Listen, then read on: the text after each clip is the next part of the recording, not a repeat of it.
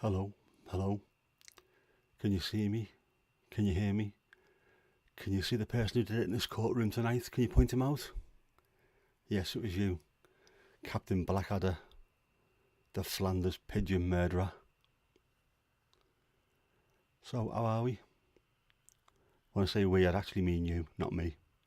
I know how I am, and it ain't good. Tut tut tut. Trying something a little bit different. Yes, and it is me, definitely me. It can only be me. Um, yeah, not great today. Not been a great weekend all around, to be honest with you, just in terms of fatigue and things and stuff. But could be a lot worse. So, it's the way things go. I have just been for a walk, which I surprised myself doing that. I didn't think I'd be able to have the energy to do that today, but I did. So, it's miles under the belt. Miles. Of course, it was miles.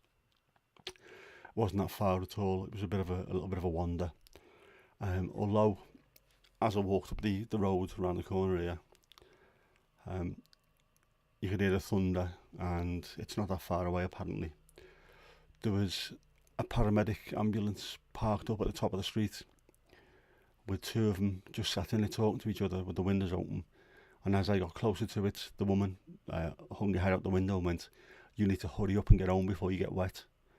At which point I said, "Yeah, I know I'm going as fast as I can." She said, "Yeah, I thought you were," and started laughing. So, yeah, even they knew. You could tell just by looking at me. I was doing my best. Uh, Wales just won, one man and his dog. Is that the actual one man and his dog? Is that the same one that used to be on all the time? 'Cause I used to remember that's a stupid thing. Nobody in the right mind should watch that, and yet I remember everybody when I was growing up used to watch that on a Sunday night. One man and his dog. That's bizarre. Strange that it's still on television. Is that on normal television, or is it just on one of those random Welsh channels? I need to know these things. But fair play to them for winning. You would have thought that Wales would have always stood a good chance of winning that, with all the sheep farms that they have. Amazing creatures, those collies, them sheepdogs. Absolutely incredible. On Countryfile, I did not know that. I'm surprised that's still going as well. Is John Craven still on it? How old is he now? He must be at least in his early hundreds. John Craven. For someone of my age, growing up, John Craven was the man, wasn't he, on News Roundup? All right, Kev, how you doing, mate? Editing, or rather you than me, mate. Rather you than me. I hate it. Some people love the editing process. I can't stand it. To be honest, that's why I've started paying monthly for what's it called? Let's have a look. Opus Clip, which is AI. I just put my live streams in and allow that to go and sort a load of shorts out. And it does it automatically, which is fantastic. I love doing that. No problem, mate. I've missed a few of the late ones that you've done recently just because of other stuff going on, and my daughter has been, I was going to say, driving me mental. She hasn't. I've been driving her everywhere. It seems to be, I pick her up in the morning and drop her off at college or at work. I'll pick her up, and then she goes out, which I have to drop her off there, and they have to pick her up late at night. So I spend a huge amount of my time driving Miss Dizzy around. Although not today and not yesterday, because my car has an issue, which is a pain. I've had it for 4 months. Not a single thing wrong with it. It's been fantastic. And then last couple of days, it's been making this weird noise. Sounds like it's coming from the on-side rear passenger side wheel. It's making a really, really strange noise. So the mechanic is going to come and pick it up at some time tomorrow. But it meant that I couldn't go to the match today, which is a good thing because we got beat and we were absolutely abysmal. But I just want that car sorting out, because having that for the last 4 months has been, it's been absolutely amazing. Just having that little bit of the freedom to get out, the independence, and that ability to go and see my daughter. I moan about it, that I'm out all day, every day, dropping her off, but it's been 2 days where I haven't given her a lift and I haven't seen her. And I think I've been missing, obviously I've been missing that, I always do, but just a stupid chat that we have. Doesn't take much, just that little bit of a 5 or 10 minutes here, 5 or 10 minutes there. And that does it for me. That's enough just to put a little bit of an edge on my day for me. So having not seen her for like a couple of days, it's hit me a little bit. But hopefully it'll get done tomorrow. I hope it'll get done tomorrow. I'll be back to normal selves. No, Mandy, it hasn't got Scousers in it. It's got one Scouser in it, that's me. My daughter's a Wool, and her mates are Wools, I think. I think they're all sort of Southport girls, although my daughter was born in Ormskirk because that's where the maternity ward is. Yeah, so I'm the only one. But yeah, it does make a whining sound. The car, not my daughter. Although she does as well most of the time. I wonder how she is. I'll have to give her a text later. I won't give her a call because I'm just getting my hearing back, which is nice. That having 4 or 5 teenage girls in the back of your car of a morning can be just ridiculous. Casper, how you doing, mate? How's things? You alright? Good to see you in. It's one of those days today, isn't it? Pitch black, obviously. Raining. The thunder seems to have gone away, which I'm pleased and also annoyed with because I wouldn't mind there being a proper thunderstorm. I could hyperlapse the shit out of that.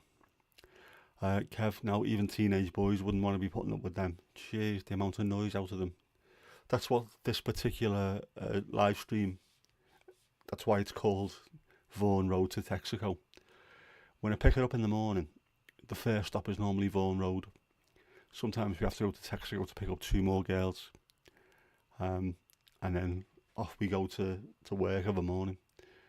So Vaughan Road to Texaco has been my sort of last 3 or 4 months. Every weekend at least, and most weekdays has been picking them up, which again has been great. So I thought I'd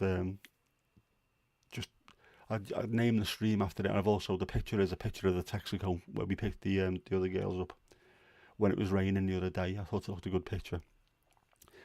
But those days are no more because the season has come to an end. So now I'll only be picking my daughter up and maybe 1 or 2 others and taking them to college of a morning, which is even earlier than work, unfortunately. So I've got some really, what for me are early starts, getting up at 7, because I'm used to getting up around about the same time every day, which is about 7:30.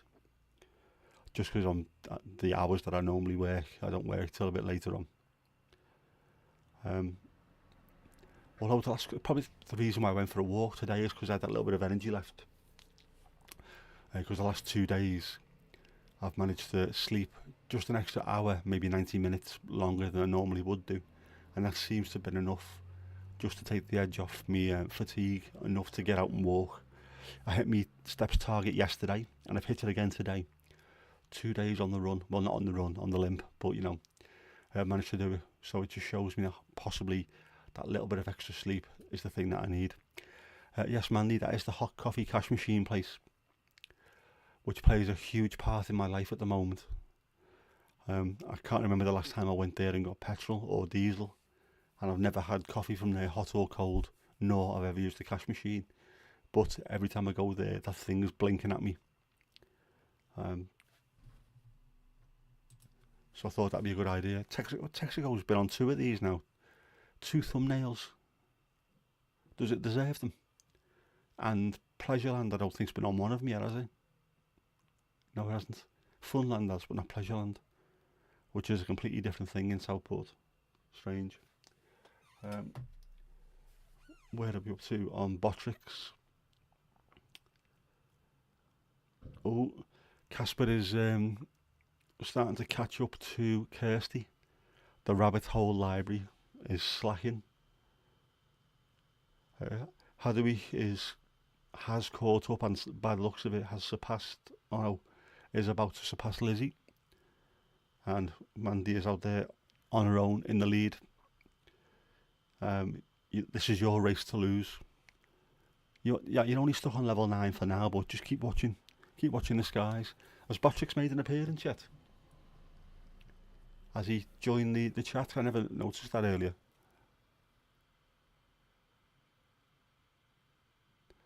Yeah, Casper, what level are you on in life?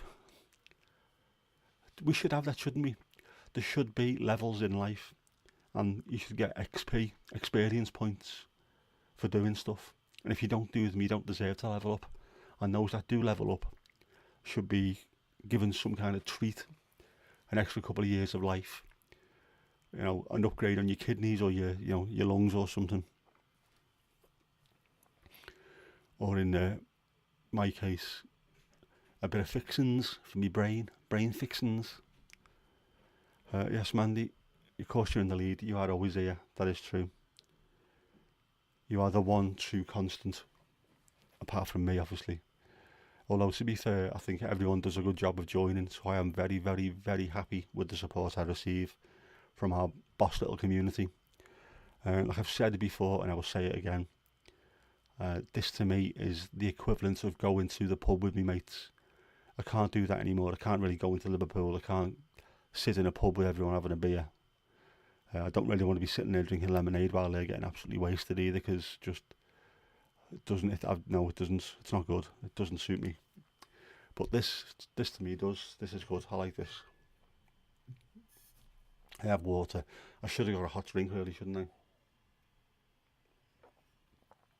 And there you go. Just on cue, Botrix kicks in. Yes, Nick really is that needy. Ego driven.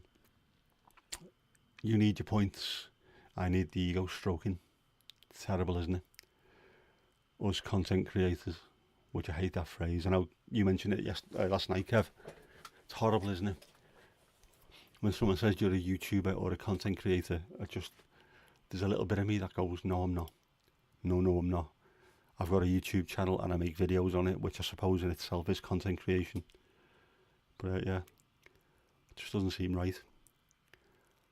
Certainly doesn't seem right, because even though I think my initial videos that I put on here, my sort of poetry videos, wherever you come from, 2009. So I've been going a long, long time on YouTube, but I've never once even thought about using it, which I should have done. If I'd have done this back in the day, you never know, it might have been fairly successful during the COVID years when I was sat at home doing nothing. But, there you go. Kirsty, how are you doing? You alright?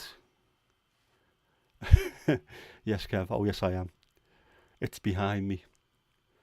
Like the best years of my life. Hadden Goedenavond. Hoe gaat het met je? Mandy, I was going to change what Patrick said to stop being so needy, because, yeah. But I forgot about it, because, don't forget, my brain did an explosion last year. And there's times when everything... I said it in my video yesterday, and I wasn't even joking.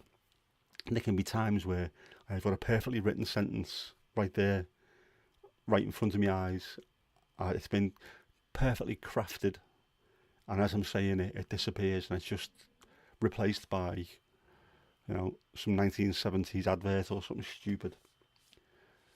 So it, unfortunately, remind me later if you can, that I will change what Botrix says. I don't want to try it now because I'll end up kicking everyone out.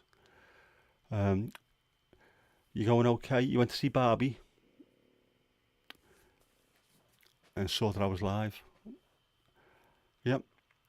How was Barbie? Was it good? No, I don't want to watch it, but I switched Sky on the other day, and as soon as you go to one of the first little menus, the whole thing just went bright pink, and it was advertising Barbie. Alright, sorry. Oh, sorry. You were watching Barbie, you haven't finished yet. Right, I do apologise for dragging you away from Barbie, but thank you very much for jumping in. Yeah, but it was strange, the whole television screen went bright pink, and it was Barbie on available for rent now. No, I'm not watching it, but that is a very, very impressive way of advertising Your particular film is to make a screen that would normally be a nice serene blue suddenly go pink and jump out at you. So I have a sneaking suspicion that one of my future thumbnails might just be bright pink for the sake of it. I've been doing that a lot lately. Just doing thumbnails that I think might stand out on a screen and I've got absolutely nothing to do with anything I'm talking about. Because why not? Sod it. For every decent picture I think I put up, which gets no clicks, one stupid colour on its own probably will do. There was something I was watching not too long ago where someone just did a block of colour, that was it. No words on it, nothing. And it got him more clicks than any other thumbnail he'd ever done before. Which just, I think, says a lot really, doesn't it? Instead of trying too hard on thumbnails, just smash a block of colour and it'll work. Yes, had a week pink, or rose, was a very manly colour. It used to be the boys' colour. And I don't think that changed until relatively recent. Especially, well, in the UK, I know it didn't. It's probably going to be the same in most European countries as well. Pink was the boys' colour, and then all of a sudden that changed to blue, bizarrely. There's no cheating when it comes to Botrix. He just likes it. Rosa is basically light red. Alright, well, I'm going to have a word with Duolingo. Oh, and by the way, Duolingo's starting to get a little bit weird as well. One of yesterday's or the day before's little lessons was, am I wearing too many clothes? Saskia was asking if he was wearing too many clothes. I don't know if she was asking Willem or me, but you know, it's all getting a bit kinky over there. And there were more skilled padding involved as well. There was more turtle action. But yeah, I was doing alright with Duolingo, or I thought I was, and then I had one lesson where everything just absolutely went to shit. And a lot of it is, I'm trying to think where did I go wrong. Terwijl, I cannot get terwijl right in my head, and I don't know why. I was not in the sauna when Duolingo asked me. Thankfully, I was sat on the sofa with me foot on poof. Terwijl, yeah. There's a few of them I just can't get my head around where they fit in sentences. Mandy, your Duolingo isn't telling anybody to unclothe. Is it asking about parsnips though? Is Owen involved? Terwijl, yeah, terwijl should be while. In my head it should just make sense because it's the same word. But the way that their lessons do it, I just can't seem to get that right. Zodra, terwijl and something else. And I keep getting them mixed up and it's stupid. Achter and na as well, I was getting a bit of a problem with at one point. I don't know, just having probably one of those little tired moments. Owen is always involved. Of course he is. He looks the type, doesn't he? The parsnip fetishist. Yeah, Zodra, as soon as. It's, yeah, there's another one and I can't remember what it is, which obviously it's my mind just goes blank all the time. Even though I thought I was doing alright. Now, Kirsty, Duolingo is free. You do get the occasional advert on there. You can pay to use it and it becomes ad-free, but I don't pay for it. Just I'll sit on my sofa and at a certain point during the night, normally about 11 o'clock, something on my phone blows up and tells me. I jump on and do a couple of lessons and it is working. I am remembering more and more and I am getting things a little bit better. The taal structure, the structure of the language is getting better in my mind. It's still, when I try to listen to Dutch TV or like I watch the videos on ESPN Nederland, I'm getting there, but I still, it's really annoying because I used to be completely fluent where I could just watch any telly, understand everything they were saying, any records, music, whatever I felt like, I knew it. I could talk to people in the street. It was perfect. And now it's annoying because I used to be good and now I'm not. So, absolute pain in the ass. Yeah, what language do you want to learn, Kirst? What is it? Which one? The slippage anyway, yeah. Slippable. I prefer slippage. I think slippage, which is French for slippable.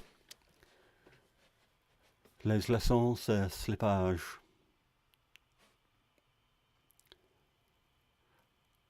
It sticks better with the melody. I did not know that.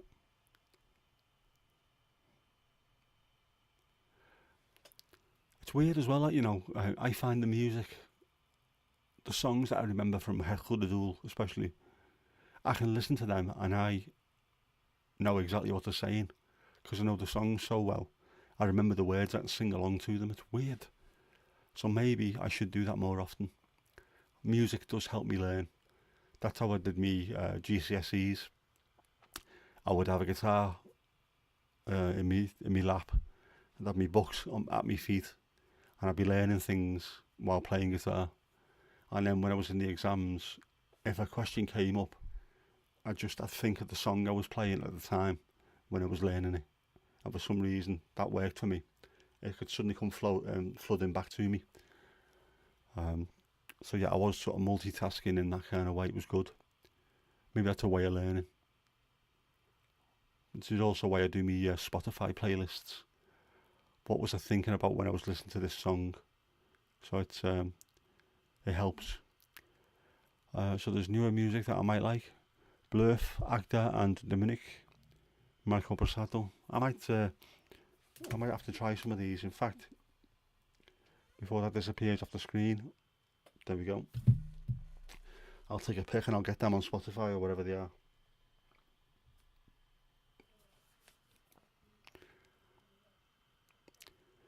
Right, so you Dutch or German?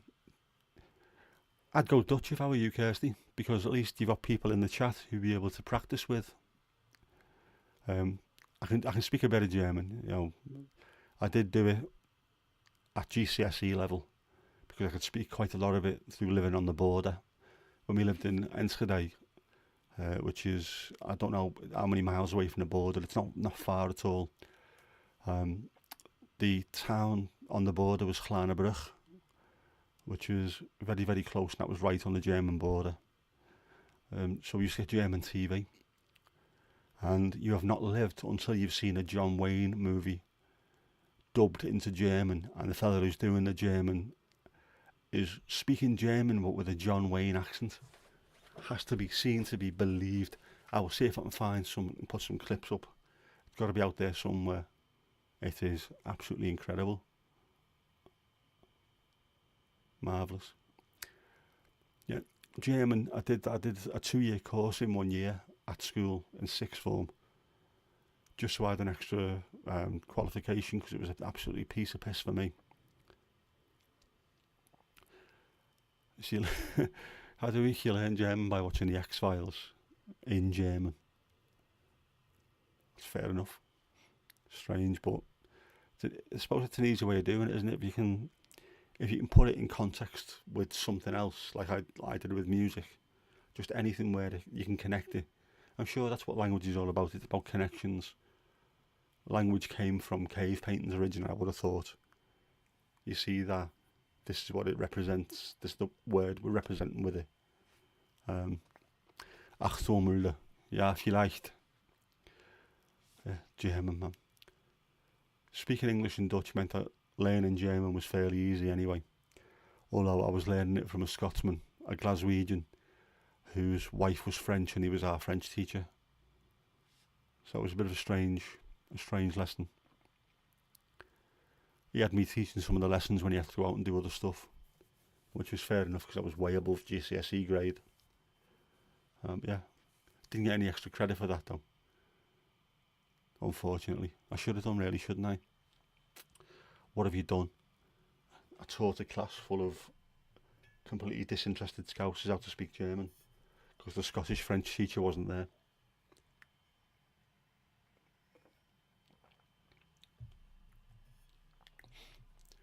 Okay, so you chose French, even though you're better at German. Should have stuck with German, man. It's a good language. Plus the French are French, aren't they? Not as welcoming as the Germans. Good if you go to Germany and have a chat with some of their more youthful folks. They love it. Nanook is a great band. There are more Greenlandic bands than you should think. Yeah, that I suppose is the same as Iceland as well. I think Iceland is this tiny little rocky outcrop in the Atlantic, and yet they've got loads of brilliant bands, musicians, singers, and a lot more football clubs than I thought possible. Oh, you didn't like the teacher? Fair enough, mate. Yeah, when you're learning, you've got to get on with people. I had a few issues with some of my teachers, even though most of them absolutely loved me because I was funny without being too much of a pain in the arse. I'd know when I could take it just far enough that everyone was having a laugh in class, but I wasn't too disruptive. One of my English language teachers, I think, said to me after I wrote a story, and she said, "You are very, very talented, but there's something wrong in your head. You're sick in the mind." And I should have kept hold of that or got her to sign it for me. Could have hung that on my wall, because yeah. So they just stopped teaching German, Kirsty, so you had to learn Spanish. I did Spanish in school as well. With my teacher, Mrs. Seville. Not Seville, Saville, but she pronounced it Seville. I don't know if it was an affectation because she wanted to be Spanish, but she didn't like me too much, apart from the fact that I showed her a good aptitude for languages, and I'd always give it a go, which not everyone in school used to.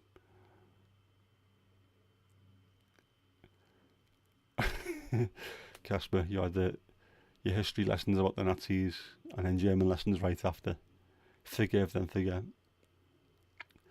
Louise, this is turning into a proper full-on. I like this. Buonasera a tutti.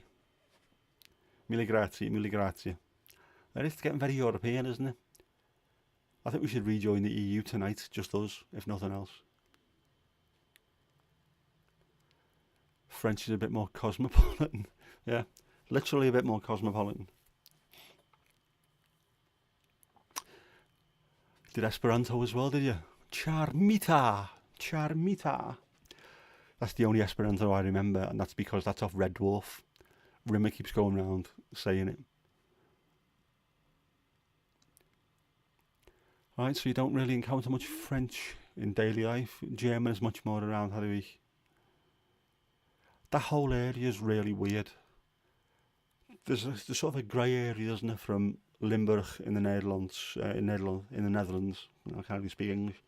Belgium, France, Germany, the whole corridor, Alsace and where have you, where language is a little bit fluid.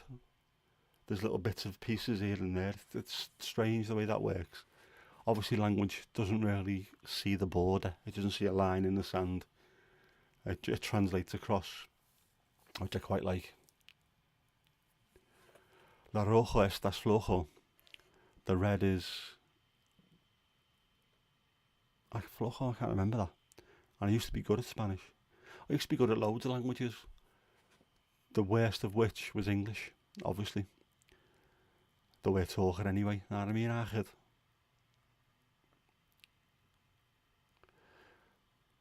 You have folks from the Netherlands ask for directions every day. Dutch, German and Norwegian are always around there every day. Of course they are, because it's nearby. I would have thought wherever you go around, especially Northern Europe, there's so much to see within such a small area. I haven't watched the EB thing yet about why Americans don't travel. I'll need to get around to it. I've seen some of the comments about he's got the British sense of humour and sarcasm down to a T, so I'm taking it. It's a bit of a piss take, but I have seen a few videos where Americans are saying why do they need to travel? They don't need to. Everything they possibly need is in the US. It isn't. Culture for a start. The world is full of completely different cultures. Even though the US is a great place for importing cultures. It's why you've got the Italian Quarter, the Russian Quarter. Every city's got different quarters full of that kind of culture stuff. Actually getting out and seeing different countries is much better. Much better. People do feel more connected speaking each other's languages. You feel a bit closer to what they see in their daily life, how they live their lives. We take it for granted, I think, being English. Wherever we go in the world, there's a 99.9% chance that the people there can speak English. So we feel welcome wherever we go, or more welcomed wherever we go, because it's easy. If you make the effort to speak someone else's language, as an English person, you make the effort to speak their language, I always find that they find it a compliment that you're willing to do that, because normally we're seen as being so ignorant, even though I don't think we are as an entire nation. I don't think we are. I think there's enough people over here that speak different languages, but it's nice when you can surprise someone with their language. They always seem to, they speak better than I do. They always come out in a big beam and smile, and they seem very, very pleased that you've bothered. So I like that. When we went to Tenerife, me and the ex-wife, I made it my mission to try and speak as much Spanish as possible. The same when we went to Cuba. I spoke quite a lot of it with the locals and the people that worked in the resort, just trying to do my best to make an effort, and they really did appreciate it. So I like that. I think they also appreciated the fact, well, the young lads did. I was wandering around with an Argentina football shirt on, and one of them shouted over, "What would your queen think of you now?" And I just screamed, "Fuck the queen," and they all started laughing. So yeah, I wore that in the same football shirt a few months later when we went to Tenerife. That was when I got told by the Argentine lifeguard, this swarthy looking chap with a six-pack, incredibly good looking young man. I hated him. He looked far too good looking. He told me about Lionel Messi. He said there's a young lad at Barcelona to watch out for. And I remembered the name. I thought Lionel doesn't sound like a very Spanishy Argentine name. And then all of a sudden he turned into the best player the world's ever seen. But yeah, crazy. You stumble over Dutch people everywhere you go. Yes, you do. It's German as well. And I always find Scousers, no matter where you go, there's always someone shouting, "Hey, not bad." And no matter where you go, it doesn't matter. Kirsty, you were taught to respect all cultures and religions. Cultures, yes, I would agree with. I was given a Bible when I was a kid, and because I asked so many questions that they couldn't answer, they just left me to it. So I've been an atheist ever since. I'm not a fan of religions at all. I think it causes more problems than it solves. But wherever I go in the world, I will always try and find a church to go to, a local church, just because I always find there's a sort of truth about a church, which sounds stupid, but it gives you a taste of what the locals are really like. There's a place, again, Tenerife, I can't remember what the name of the place was, but it's got a massive solid silver cross, and it's all engraved, absolutely stunning looking thing. And we went to see that, and it's just, there's a feeling of peace and tranquility, and also just seeing the people milling around the place, the locals, gave me a bit of an understanding that Tenerife is not just English bars and only fools and horses and Sunday dinners with the English papers to look after the English. It's not like that at all. There are locals that are from there. It's their country as well, or their island rather. They should be able to have their own little bit of tradition and how they live maintained where they are. Not just everything bulldozed and high-rise apartments put in there for holiday seekers. Yeah, I think we've caused so many problems in Spain by just going over there and trying to turn it into Little England. Horrible that. Yeah, and even if it's just please and thank you, it's appreciated. Anything like that. All you need to learn if you're a British holiday maker is 2 beers, please. Let's face it, that, please, thank you. That'll get you a long way. Uh, yes, Harry, maybe it is like buying a car which you see everywhere all at once. Yeah, we've talked about this before on the stream, haven't we? There could be millions of them. You don't notice them until you bought that car, and then all of a sudden you notice them everywhere. And it'll be the same. Definitely, I would have thought with just bumping into people. But I have a tendency where no matter where I go to, I will bump into someone. Um, we went to Cuba. My dad gave us a lift from Liverpool, or from Southport to Manchester Airport.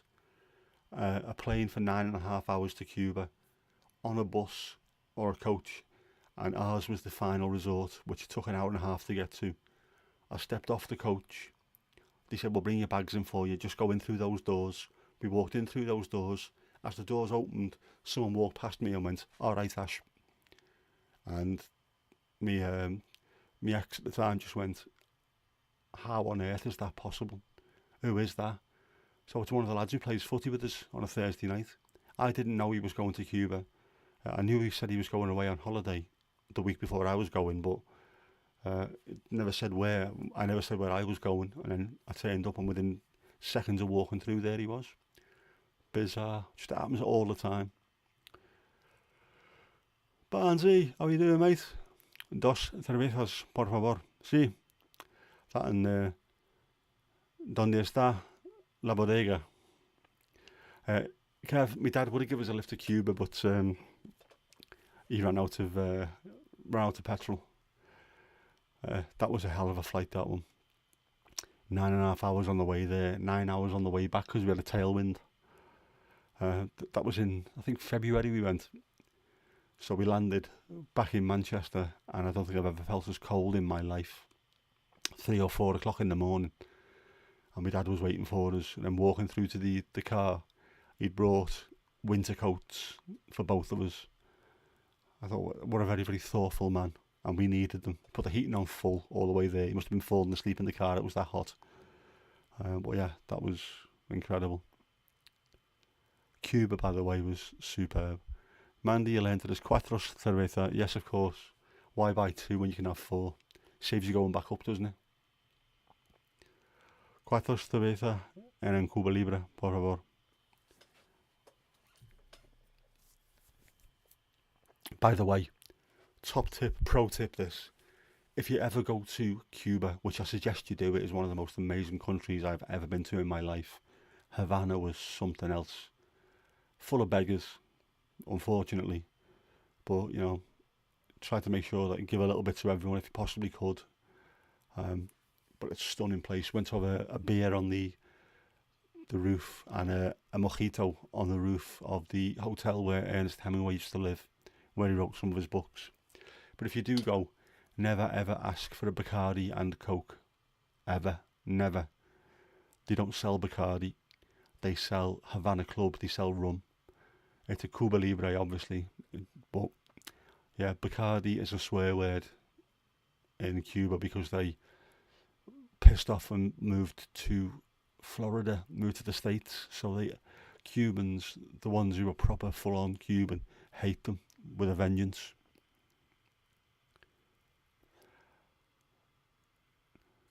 Una hamburguesa con queso, por favor. A hamburger with cheese.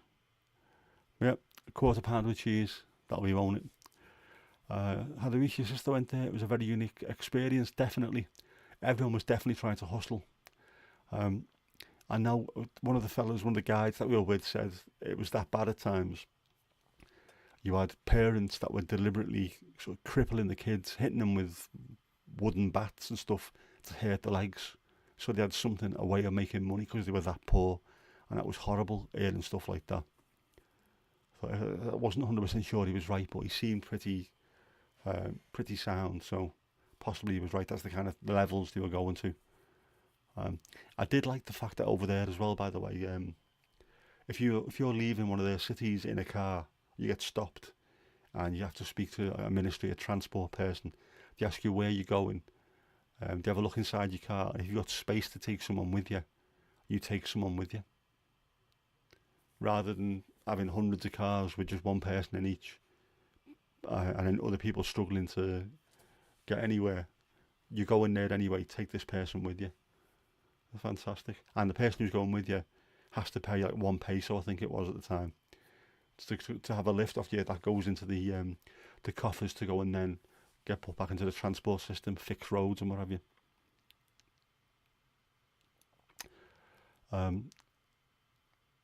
Hygge, is that Hygge? Casper, is that Hygge? Hygge, is it? I know why. We had Jan Mulby, as we call them over here, isn't it? Mulbu and Søren Lerbu and things like that. Why is it used? That'll be Hygge. Is that like Kutch? Would that be like Kutch? Mandy, you wouldn't order Bacardi and Coke anywhere. Good. I suggest that anyone who does drink Coke watch the Mark Thomas Dispatches Coke documentary that was on about 15 years ago, maybe 20 years even. Coca-Cola is an absolutely evil corporation, and I have not put a penny in their pockets ever since I watched that programme, because they are absolutely disgusting. Yeah. But American corporations have the cooperation of their government and other people's governments to do whatever they feel like, because obviously they've got that much money. I do love the fact that Coca-Cola is the largest selling soft drinks brand in every territory in the world, bar one. And that's Scotland, where it's Iron Brew. And they tried to buy Iron Brew and got told to summarily Foxtrot Oscar. It wasn't getting sold. Iron Brew stayed where it was.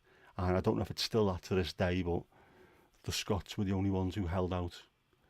And it makes me proud of them. What a fantastic shower of people they are. Love them. I need to go back to Scotland. I've only been there once for 2 nights. Not good enough. I need more. I need more.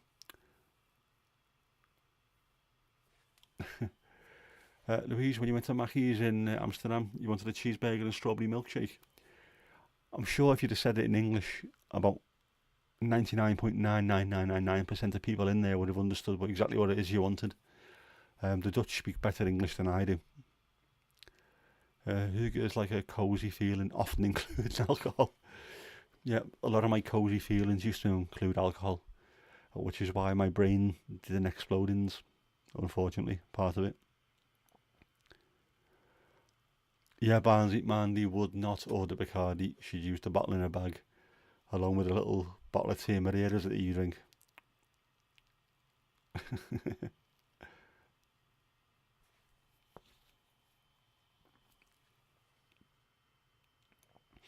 You spent a holiday in Bonaire.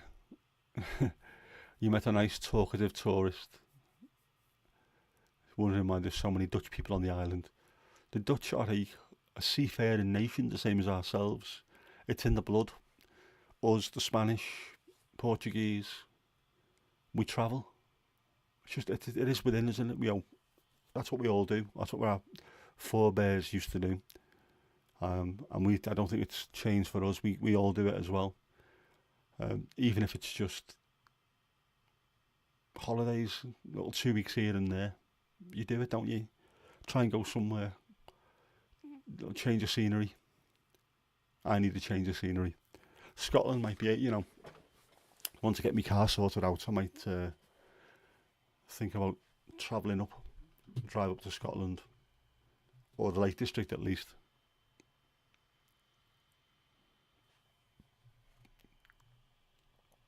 Translate Hygge as fun. Alcohol fueled fun, yeah.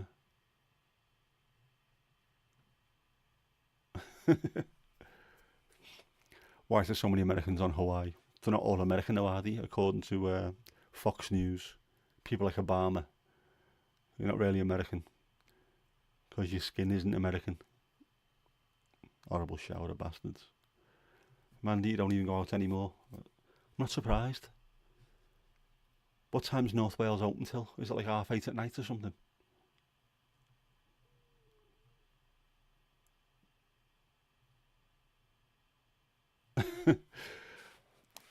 Right, how do we cheeseburger is cheeseburger in Dutch and milkshake is milkshake. I didn't know that. I do now when listening to a lot of stuff that I've watched lately with Dutch people in it. I noticed a lot more English words creeping into the language. I don't know if that's been a relatively new thing.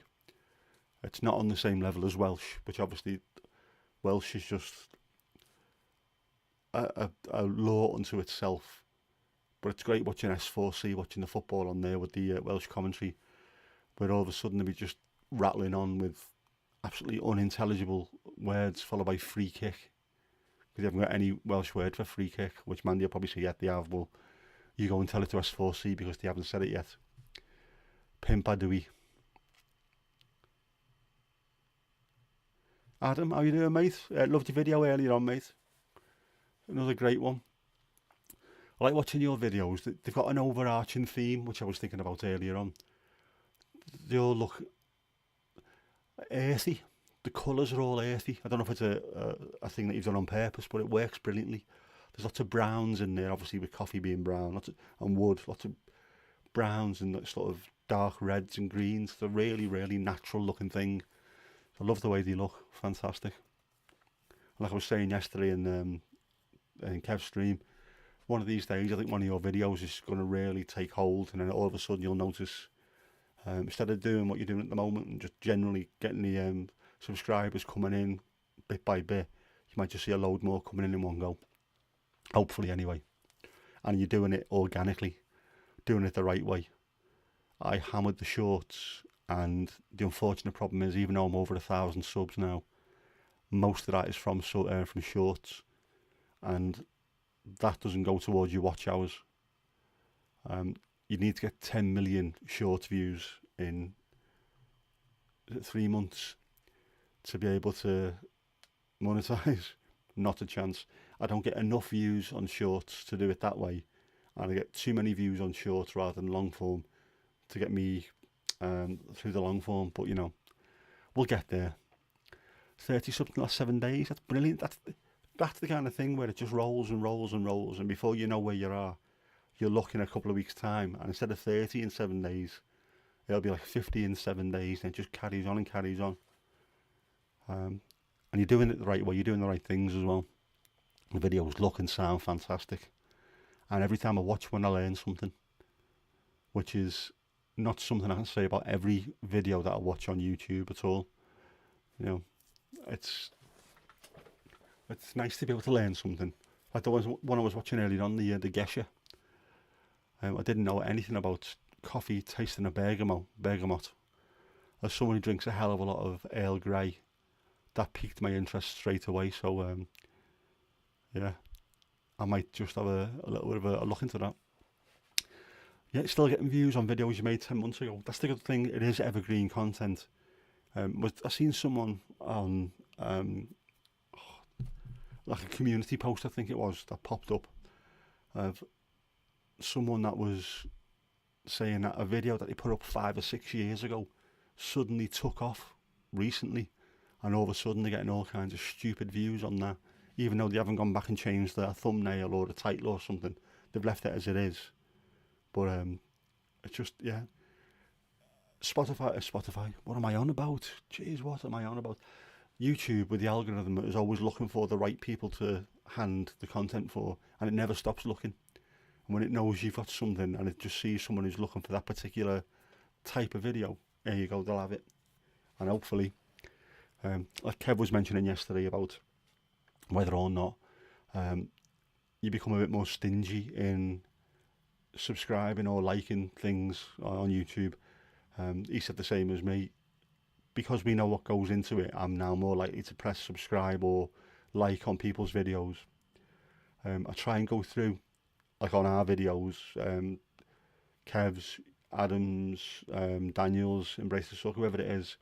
If it's any of ours, I try and jump in and I will like every single comment that I can, just to try and drive that bit more of the algorithm.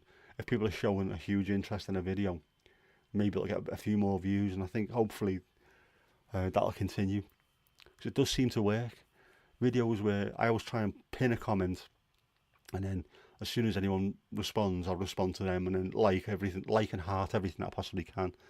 Those videos seem to do a lot better, so it does drive that little bit of traffic, definitely. But carry on and carry on, you will get sorted out. You'll get monetized soon. And yes, even if you don't like coffee, they are very educational and also chilled. There's a good vibe to them. That's what we like to see. There's definitely room for mellow stuff as well. Not necessarily where it's something that you're interested in. It's just if someone's got a nice voice, or it's an interesting video, or it's just something that you can chill out to a little bit. I think that's fantastic, and yours are definitely like that. Rick Astley's definitely an example of old videos getting views. It did reboot his career. That's the one good thing I would say about YouTube over any other platform, is that whatever you make, it's always there.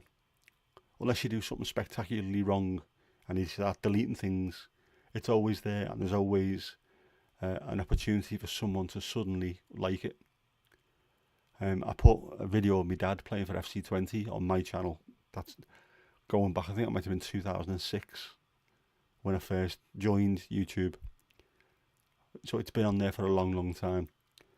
And that still gets views, even though I don't do anything with it. It's just there. When you search his name, it's one of the ones that comes up, and people do seem to be still interested. I know when he did the documentary, when that was shown, I ended up getting a load more views on that particular video because his name was sort of on people's lips. Yeah, it's strange. And it just means that the more we make as content creators, I can't even do that with two hands, can I? How stupid is that? The more we make, the more there is in the library that could eventually take off. So at some point, I think every one of us who makes videos is going to have something that takes off big time. No doubt there will be a few of them just about ready. The Gesha video took 4 days. Yeah, I'm not surprised.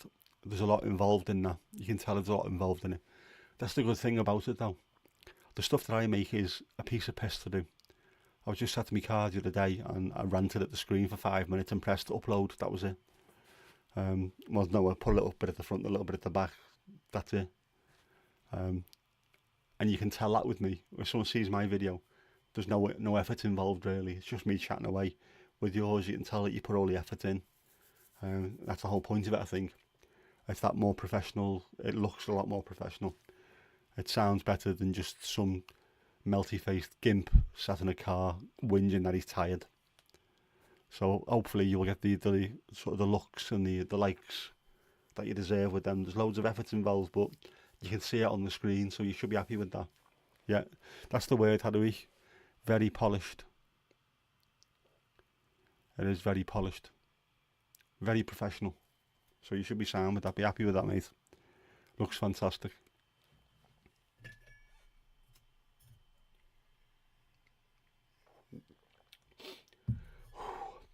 Water, not coffee. So you sell that Gesha coffee, do you? I might have to have a look when I finish this and see what I can do. I need new mats for the car as well, so I might have to have a little bit of a splurge when I finish this. Coffee and mats and coffee. I think I might need new glasses as well. I think I might need an eye test, another eye test. The last one was a while ago and I'm sure my eyes are getting worse. Rick Astley is married to a Danish woman. Wouldn't surprise me. He got about a bit, didn't he? Rick. He's only from down the road from me. Newton the Willows on Merseyside. Apparently he's a nice fella. I wouldn't know, I never met him, but he does come across as being sound. 90% of your views are males under 35. I like that. That's why you're putting a few ladies in them. I like the fact that you're looking at your analytics and targeting who you need to. I think a lot of my viewers are bored. Just looking for something stupid to look at, which is why me cartoon stuff and the music, silly changing the lyrics, seem to go down quite well. Although I did me fatigue one the other day, unexpected fatigue in Bagging area. that got 2,000 plus views. That was the one I think I was saying with that's the most disliked I've ever had as well. Just one where I said I'm feeling really tired because of my stroke. The amount of people that were clicking the thumbs down on that one. It's like, come on, man, kick me when I'm down, eh? There you go, Adam. Hadwick has got an idea. If you want to get more females watching your videos, cast Jason Momoa or Chris Hemsworth. Might cost you a few quid getting them, but you never know. So guess who's the most tea-like coffee? Oh, I think I remember you talking about this in either another video or on might have been a live stream or something. I'm gonna have to have a go with that because I like the idea of it. Definitely. Rick Astley is a Danish woman. 35. Oh, I don't even think I can remember that far back. 35. 35. What was I doing when I was 35?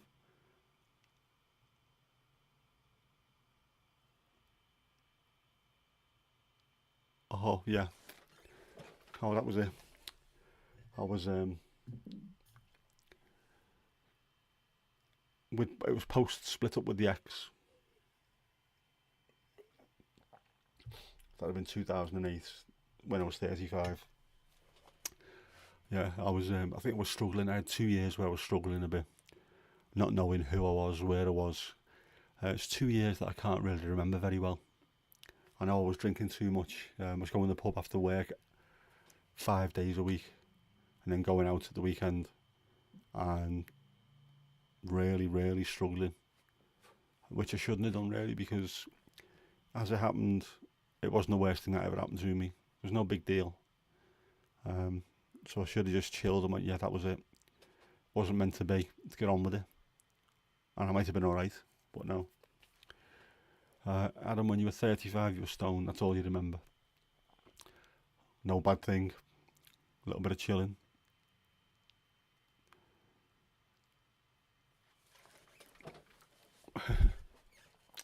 How do we? Toddler bed dancing at 5 o'clock in the morning. That's definitely a good way to spend a morning. Dancing with toddlers. I wish I had the energy of a toddler, I really do. Although, to be honest, sometimes I act like one. Where I'll be full of energy and I'll sit down and then I'll go quiet for 5 minutes and someone asks how I am. I fell asleep in the corner with my face covered in chocolate.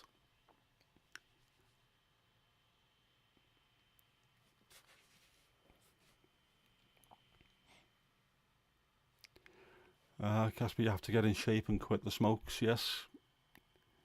Needs to be done, mate. Go look after yourself. I mean, it's not really old, but old isn't far away at that age. It creeps up on you before you know where it is, because 35 doesn't seem that long ago for me, and yet it was. And that age really did. It was, yeah, I was in my 30s, and then suddenly I was in my 50s. That's how it felt anyway. It's bizarre. The smoking's not good for you, definitely. It's weird. Everyone I've spoken to who ever smoked, that was the one thing they wish they hadn't done in life. It started in the first place. And yet, it doesn't matter how many times someone can tell you that, or can tell kids that, they always seem to start.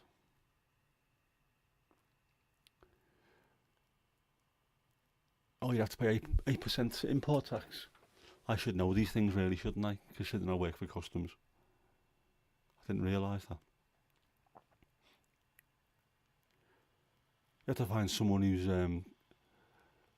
going over to Amsterdam, take it with them, going for a weekend, just take a load of coffee with them and then pass it out to our European friends on the chat.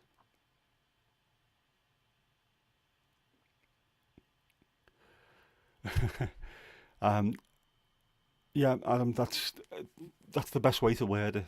There's no point in being sensitive. Yeah, I think I can see it myself going back and looking at the early videos. I look less strokey, definitely, and I think I sound less at times as well. Um, because I do sometimes if I get a little bit too fatigued or I really am feeling tired and a bit stressed or whatever, At that point, I can see on videos that I make, I can hear myself slurring my words slightly, but it's definitely an improvement, and I can see the improvement in what I'm able to do as well. Um, the things I can do, I still can't use my left hand properly, but the things that my occupational therapist is trying to get me to do, um, lifting latches and shotgun bolts, taps, like garden taps, all that kind of stuff. I'm not great with my left hand, but I'm starting to be able to do it a bit better. I've got a fidget cube, which has got like a PlayStation controller on the top and little rocker buttons and things to press in and spin round and what have you. And I will sit on the sofa and I'll try and do that with my left hand. So I know I'm getting better. It's just going to take a while for that to really get it to move to the point where I'm almost getting back to the way I was. I know it's got a long way away, but I'm definitely getting there. No, Adam, it's not back on the table. Not on the table. Behind the curtain, maybe. I don't know. The guitar's not there either. But it's something to look forward to. It's an aim. It's not on me list with the occupational therapist, the things that you want to do by the time you leave therapy, what you want to do. I want to be able to walk up steps. I want to be able to drive the car. I want to be able to tease one over the thumb. That's not on there yet, but I might have to put it on there.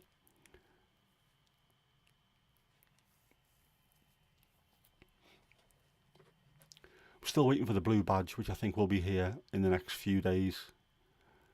Hopefully. I want to get to the point where I don't need it. If I feel comfortable walking everywhere, then I'll be happy not to use it, but I know there will be times when I do need it. Going to the footy, which I didn't do today, obviously. If one of the next home games, I drive there and park up near the ground in one of the blue badge spots, I think I'll be alright. I'll be happy doing that because I know I wouldn't be able to walk from the train station, then walk up them stairs, and then the same thing on the way down. Take me time getting to the bottom of the stairs and have to walk the best part of a mile. I would not be able to do it. Whereas get down the stairs, take me time and walk around the corner to where my car's parked, I think I could do that easily. So I'm going to get there eventually, but I'd love to be able to go for a run.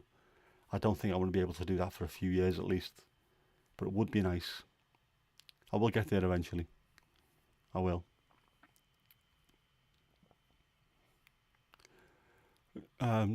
Casper, after 3 days you're pulling your hair out and then you fall back into the addiction loathing. Is that smoking or is that something else?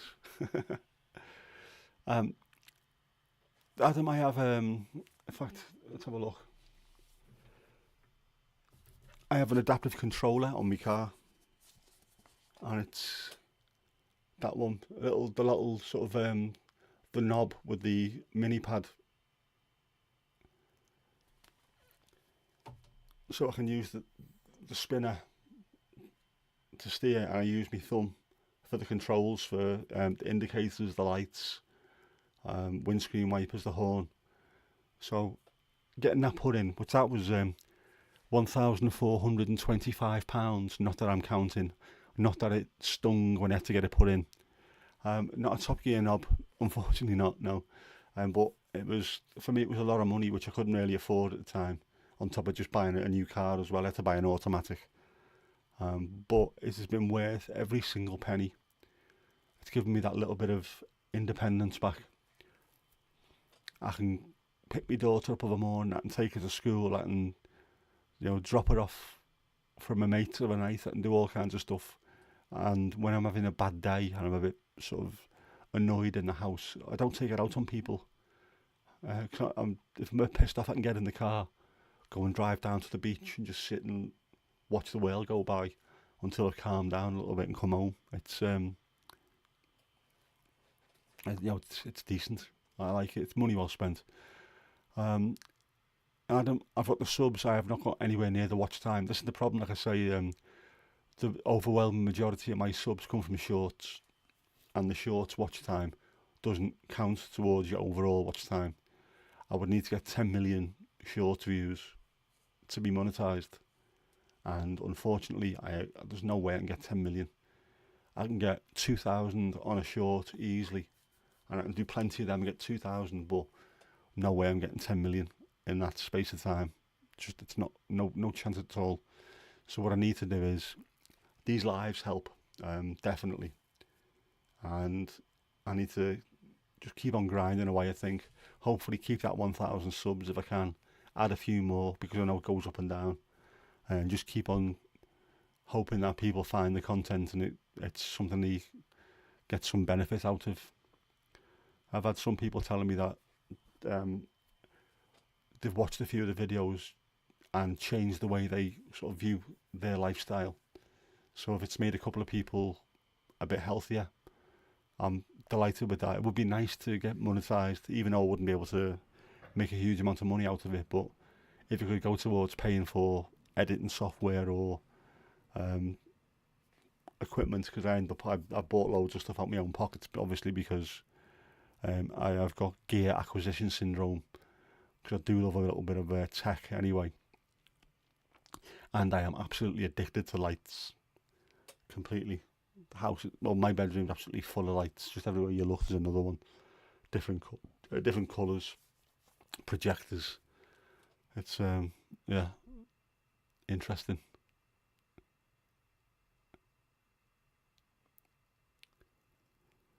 The 4,000 hours. No, I think I'm not even close to 1,000 yet. I think I might have 750 or something so far.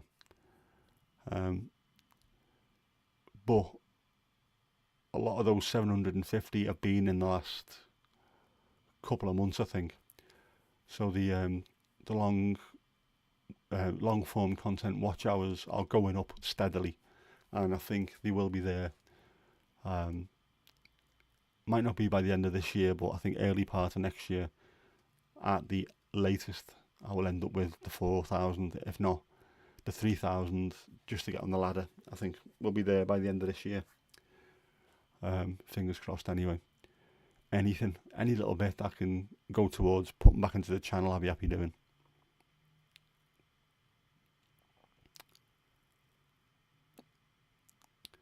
Where are we? Oh, Mandy, you're talking about the knitted potatoes. Are we? I'm not humouring you. I want them. The knitted potatoes are going to go down an absolute treat. They're an essential part of the channel. They're an essential part of RDA. Botrix wants them as well. In fact, let's have a quick look what he's saying. Come on. Rotten bloody thing. Where are you?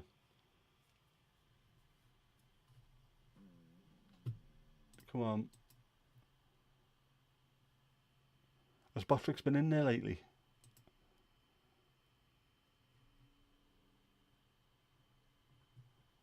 Come on, where are you? Bloody thing. Right, yeah. Mandy, you're up to level 10, aren't you? Everyone's doing well here. Has to be said, everyone is doing very well. Bizarrely, I'm at level 4 and I've got more points than anyone else. And there's people above. I mean, obviously Botrix, not me, Botrix. Botrix must need to get more points to level up than anyone else. But yeah, everyone's doing well. There's lots of points, and what the points make? Potatoes. Yeah, you're right. I need to get hold of them potatoes, because otherwise, never mind crazy cat lady, crazy potato lady, you don't want them all over the house, because it will look a little bit weird.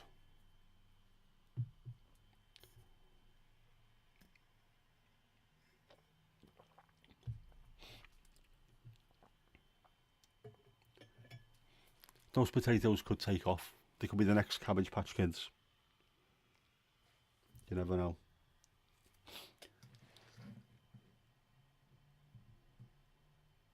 Anyway, I think it's that time of night, isn't it? Do you? Should we head off to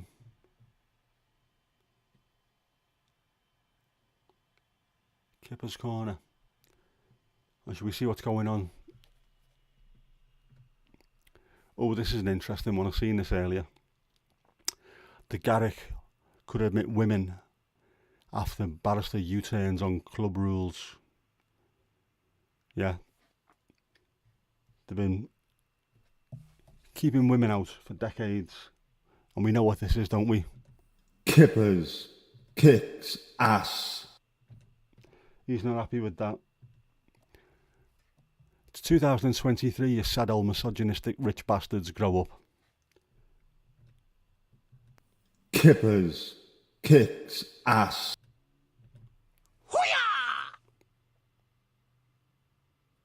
I think he's right, it's stupid. How can you have a male-only club? 2023. And of course it has to be in the middle of London with all the MPs and what have you.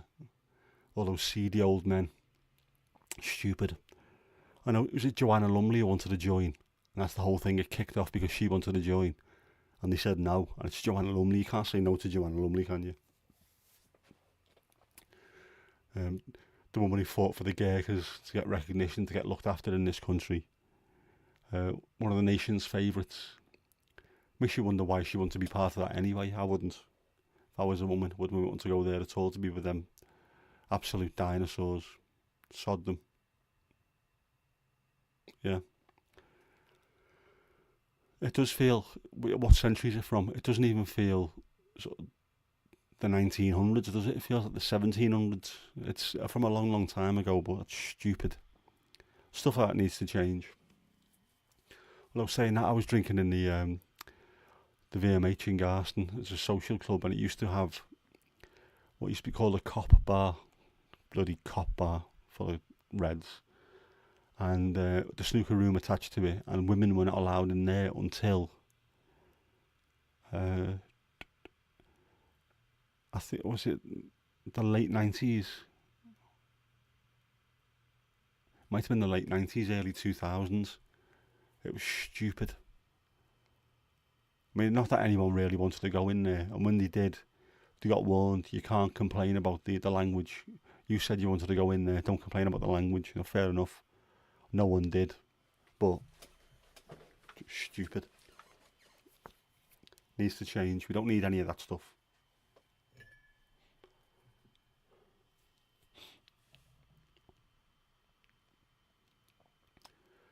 How do we? There's a political party there.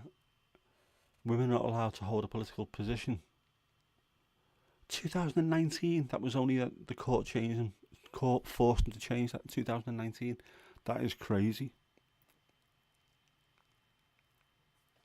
Absolutely bizarre. That's fellas for you though, isn't it? We all want secrets. That's why so many fellas join the Brotherhood, the Masons, the Freemasons, just because someone will tell them a secret. I think Billy Connolly said that, didn't he? I might look a tit, but at least they'll tell me a secret. No, that's stupid. Mandy, Groucho Marx, yes, you're right, Adam, it was. Wouldn't want to be a member of anywhere that had me as a member. Yeah, absolutely. And again, reminds me of a completely different thing, but Billy Connolly, another one. The desire to be a politician should forever bar you from being one. I think it's in a similar kind of vein.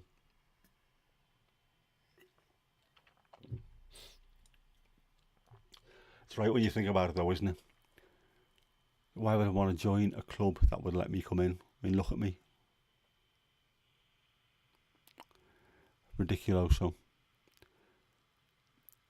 Oh, let's get 3 to 5 seats out of 150 seats at each election. The Bible Belt Party. Does Nederland have a Bible Belt?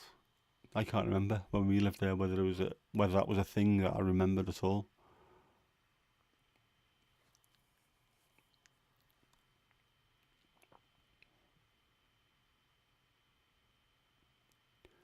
Louise used to help run a men's darts team.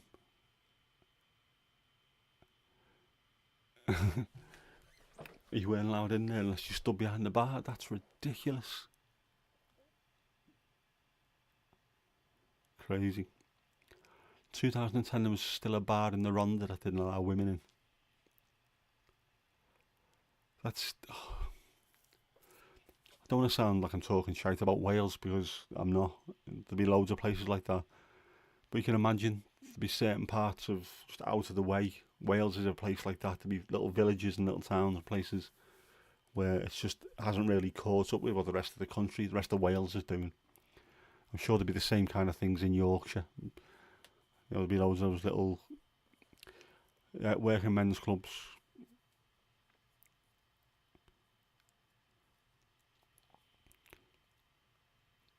It's weird that working men's clubs is still a thing as well. Right, it goes from Zeeland to about Overijssel. Well, Overijssel's where we were, wasn't it? Yeah, didn't realise that. Didn't seem a particularly religious kind of place, but then again, I don't suppose I was watching for it at that point. I was more interested in riding around on my bike or playing football. The bike of which I think I might have been the very first person in the Netherlands to have ever ridden a rally grifter. It's something that we took over with us from Middlesbrough to Enschede. And of course, most Dutch bikes have a pedal back brake where you pedal and the rear brake comes on. Rally grifter didn't. So any of the people that wanted to borrow my bike when I was over there, because it was like nothing I'd ever seen before, this Nottingham tank, they would get on it and try and pedal backwards to brake and then wouldn't. And I don't know how many cars that bike wrote off because it was stronger than a car. It was massive. It weighed a ton. Yeah, but I turned up on a rally grifter wearing a bomber jacket, a green army bomber jacket with mods into the 80s, a patch stuck on the side. Oh man, I was so cool back then, wasn't I? 1982, I was 9, thinking I was the next coming of the mods, but I wasn't. Alright, not as far east as we were. Overijssel's a strange province. The direction of it sort of goes, it's longish and thinnish, isn't it? Goes that way. So there's lots of towns and cities in it, none of which seem remotely connected, but most of which we had a rivalry with. Zwolle being one of them. There was always murder when we played Pek Zwolle. Kirsty, there's a gentleman's club opposite an Irish church near yours. A gentleman's club. A club for gentlemen. I love that. And if you went in there, there's nothing remotely gentlemanly about them, I would have guessed. Casper, one of the most racist politicians you had 10 years ago, was married to a Thai lady. Yeah, we've got Nigel Farage, who's an absolute knob, married to a German woman. Made sure that his kids have all got German passports, so that Brexit never affected them. And he himself said he would leave, and still hasn't. I wish he would. When you went to boarding school, it was a real culture shock because we're all religious. Yeah, if you're not used to it, it can come as quite a shock, can't it? Oh, sorry, just looking back up there. Adam, that's the fact that it's out of Wales is one of the reasons you moved back to Wales. 50 miles to the nearest city. Yeah, I can imagine. I mean, I love Wales, absolutely do. It's one of the most gorgeous places on earth. If you want to get away from things, you can get away from things without being too far away. If you need to go anywhere, obviously if you need to go to London, it's not that far away. If you want to go north, south, anywhere, you can do. And it looks fantastic. What a beautiful, beautiful country. Scotland's the same. I mean, America's not the only place that you don't need to leave. The UK is the same. You could spend an entire lifetime going around the UK and you see some of the most amazing places. Absolutely gorgeous. Hadewig, the leader of an anti-immigrant party, is half Indonesian and married to a Hungarian woman. We have the same problem in this country. We've got people like Priti Patel and Suella Braverman, whose families came over to the UK. They emigrated here to get away from how horrible their home countries were at the time, and yet they are trying to stop people coming from worse places, from wars and famines and things. The most racist people are the ones who were trying to fit in with the white people here. It's ridiculous. Adam, you have a Portuguese nationality. Your wife's from Portugal. Get the passport, mate, get the passport. I must be one of the only people from Liverpool who hasn't got Irish grandparents, so I can't get an Irish passport, unfortunately. Otherwise I would. Even though I don't really go anywhere, it would be nice just to be able to get on a plane with your passport and walk through at the other end. But yeah, someone needs to go to Amsterdam and take a suitcase full of coffee for Hadwig. Funnily enough, we had mates that went over to Amsterdam. This is going back,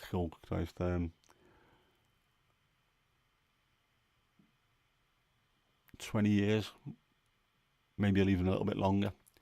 One of the things that we missed from the Netherlands was something called jus, which is like a gravy, but it's in a block. You slice it off, it's like a block of lard. You slice it off and add it to boiling water, and it makes a gorgeous tasting gravy. And you can't get it here. Yeah, jus, that's the stuff. So we asked the lads who were going to Amsterdam, could you bring us back some of this jus, smelt jus? And he's trying to bring it back, and my mate went, what is it? It's gravy, don't worry about it. He got stopped at customs. What's this? And it was a big block of brown, what looked like it came from Morocco. And he had to explain to the security at Liverpool airport that it's just gravy. And the fellow was looking at him like, fucking what, really? But apparently the sniffer dogs were okay with it. It just looked really suspicious. And he said, he brought it back and went, there you go. Never ever ask me for anything, ever again. All right, mate, don't worry about that.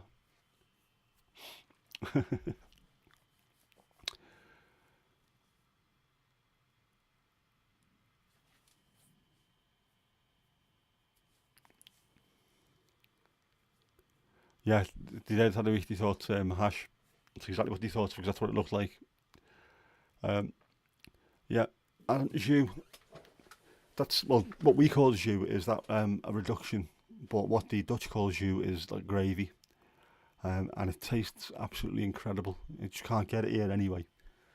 As much as we tried, you probably can do now. There is an online website about Dutch foods, where they do all kinds of stuff, croquetting and.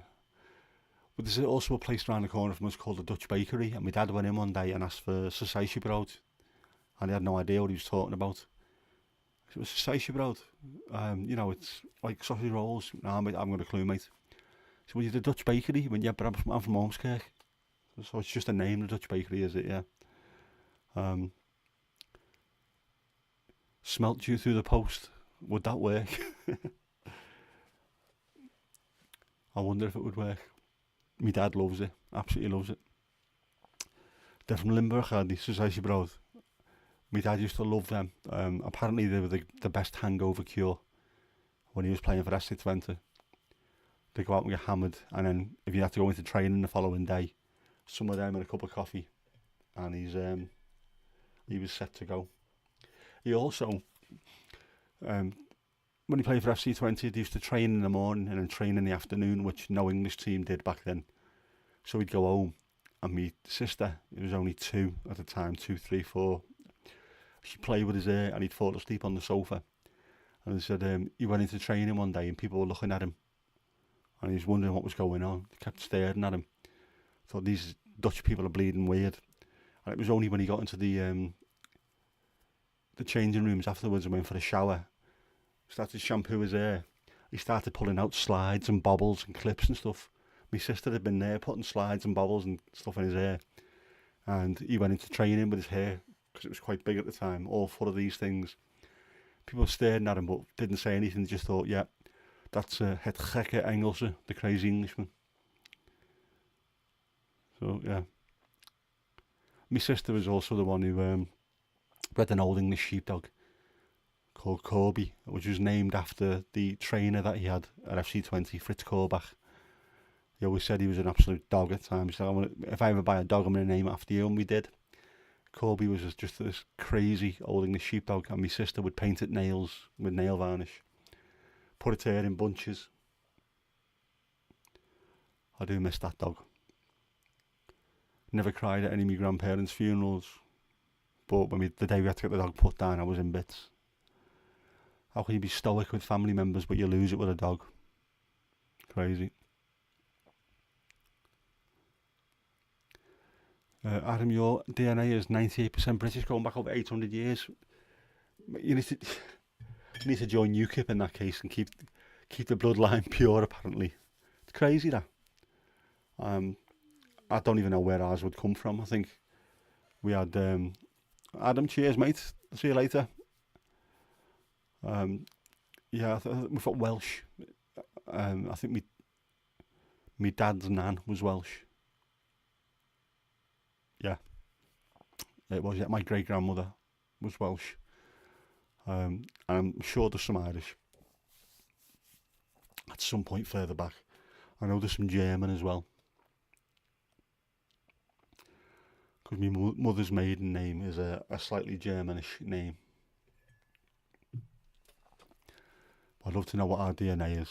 I think it'll be some rather random, weird stuff.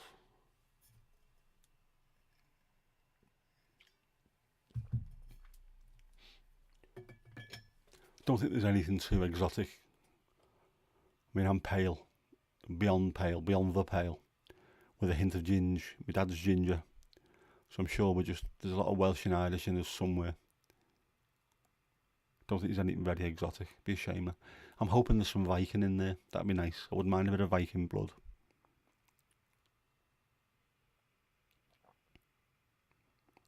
Yeah, it is. It's difficult to lose loved ones or the pets. You'd think it'd be easier because it's just an animal, which is a stupid thing to say because it's not. They become such a part of the family, and things like dogs, especially, there's that loyalty with dogs where they're just constantly at your feet, no matter what you do or say, or you can shout at them for doing something wrong, they're still tails wagging. Ah, yeah, I'm still here. You know, cats can be nasty at times, I found, but dogs are just stupid. I think cats are female, aren't they? I'm sure they are. They're intelligent, they hold a grudge. Dogs are male, loyal mostly, and just thick as pig shit and will shag anything that moves. Am I right? Yeah.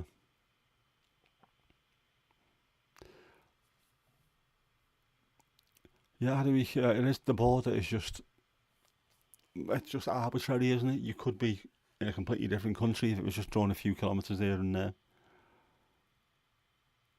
It's different for us, I suppose, in the UK with it being an island. We used to get called islanders when we moved to the Netherlands because it was like, you don't understand what it's like being from Europe. Even though you are European, it's not the same as being mainland Europe. Living next door, having a line in the sand drawn between the two of you. A line that you fight over. If someone wanted to draw a line in the sand in the UK, they'd have to come over the water to get to us, which obviously the Germans didn't do. They tried, but they didn't do. Yeah, it's weird. It's weird how we fight over that. I think one of the most profound and deep things you've ever seen when it comes to that kind of thing was Crocodile Dundee. People fighting over land is like two fleas arguing over who owns the dog. Stupid, from a stupid film, and yet it is really profound. That's exactly what we're doing. This ball of rock, this pale blue dot, it's been here for 4.5 billion years. It was here before we came here. It'll be here after we leave. We don't know it. We don't own it at all. Kirsty, your surname is meant to be German. It does. It seems like a German name. So yeah, be interesting to find out if you went back what you've got in your family. Very interesting. I would have thought. The Nazis weren't defeated. You'd be German. Yep. Again, when we moved there into the Netherlands, 1982, it's not that long after the war, really. I mean, it's my school teachers, some of the older school teachers were kids during the Second World War. So when they were telling me some of the things that families had to put up with, it's horrific, and it's such a good thing that we managed to come through it on the right side. Um, the world would be a completely different place nowadays if we didn't. And I know the Dutch loved us just for being English because of what happened back then. I thought it's nothing to do with us, but thank you anyway. And while we were saying forgive and forget, it was them who were saying you've got no idea, you islanders, you were never invaded. Until your country is invaded, you won't know what it feels like. And I can get that. So we are really close. Dogs are loyal as long as there's no food involved, unless you're giving them food. If you look after them, throw them a little bit now and then, they'll be sound. Yeah, unless they're fighting over food. It's crazy.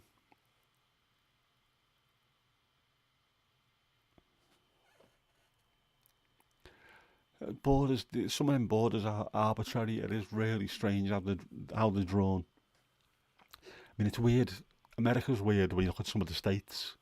There's a couple of them especially, isn't it? And I can't remember which ones, but they're sort of if you look north from Texas and just go a little bit above. There's a couple of them that are just completely square. I think Colorado might be one of them. Is Colorado completely square? That's ask Chadio next time he's in one of the chats. I'm sure it is. Was it how on earth do you come up with a county or a state that's just completely square? Doesn't show a lot of imagination, really, does it? Just there you go. You have that bit. Strange. Like Kansas as well, pretty rectangular. Yeah. There's a few of them that have got really strange. Just they look weird. Just the way they're drawn looks. It does look like someone was sat in a pub and went, right, yeah, go on, you have that bit, that's yours. Very odd. When your uncle gets drunk, he starts talking about the things he saw in the Bosnian War. I can imagine that is an absolute nightmare. Absolutely. Yeah, how do we commemorated the market garden? Oh, we saw the pictures and stuff that you put on Instagram. All the people jumping out of the planes. That must have been an incredible thing to see. Absolutely. That's just the whole story of that is absolutely incredible. Anyway, Operation Market Garden.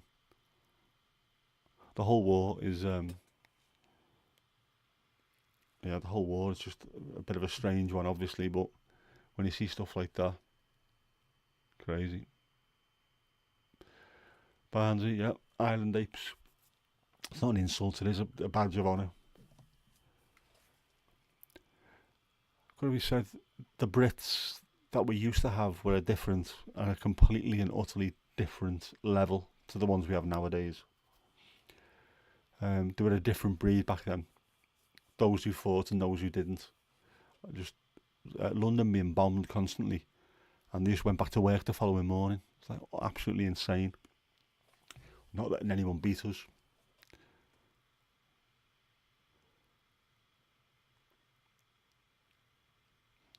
A place in you can stand in Colorado, New Mexico, Utah, and Arizona because they're on a square.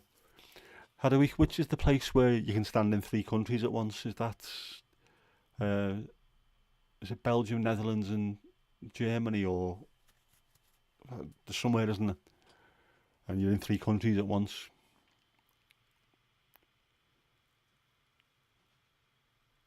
It is a very strange game of Twist.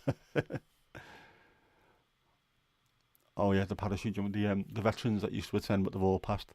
I think one of the last ones from a certain was it the Dam Busters? One of the last ones of them died recently. Oh, it's a shame. But they are amazing. Again, it's one of the things that one of the reasons why I like watching MASH. Um, Part of it is sort of commemorating what happened in the Korean War.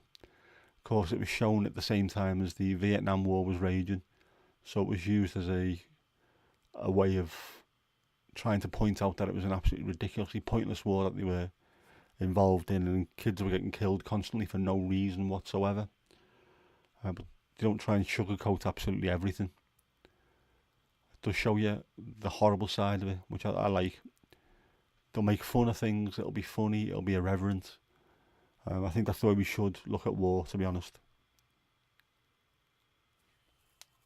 We should view it as that. It's something to be laughed at as well as held in high regard. It's just, we need to stop that war shite. Valsburg, the highest point of the European part of the Netherlands. Never been there. Barnes, your dad didn't have to buy a drink in Arnhem in the 50s when in uniform. Yes, I wouldn't have thought so. I think they are so thankful for the help that they received. Again, I think that's the reason why apart from if England play the Netherlands in football, there's crowd trouble because for some reason Dutch football fans keep trying to out-English the English, which is just pointless. But normally the Dutch and English get on really well.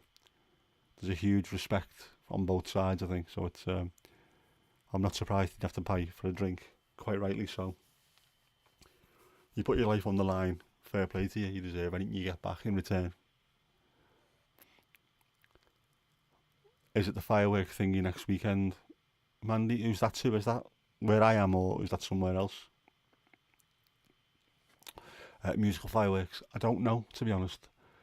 I know the car thing was on this weekend where part of the Marine Drive, which had been closed, or they had barriers up around there for the air show last weekend, they left up all week so they could have the road closed this week.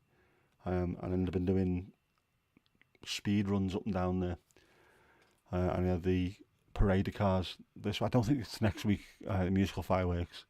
It's normally a bit later on in the year, I think, but I'll just have a quick look actually.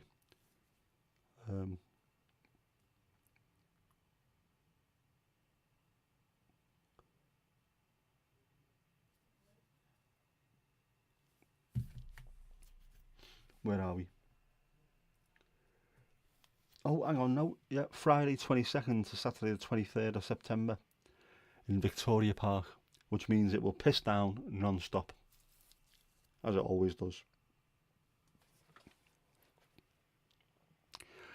I did take me daughter to one of them about 3 or 4 years ago, and it was brilliant. They had one of the best things I've ever seen. The fireworks were all going off, and it was In the Air Tonight, Phil Collins, and when it went to the drums, it was fireworks going off, and it was perfectly timed. Absolutely incredible the way they'd done it. I really enjoyed that. She liked it as well, and we had a good daddy-daughter day. Mandy, you're not levelling up, but you are getting more points, so yeah.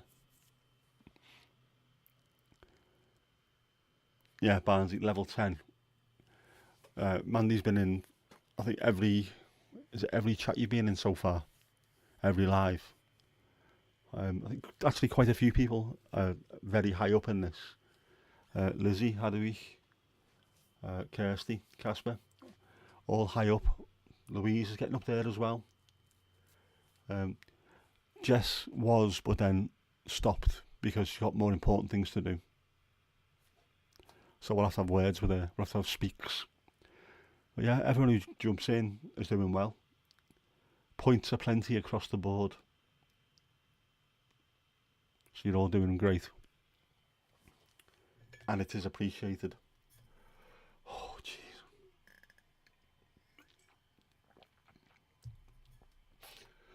I've got the window open, but it's not as hot.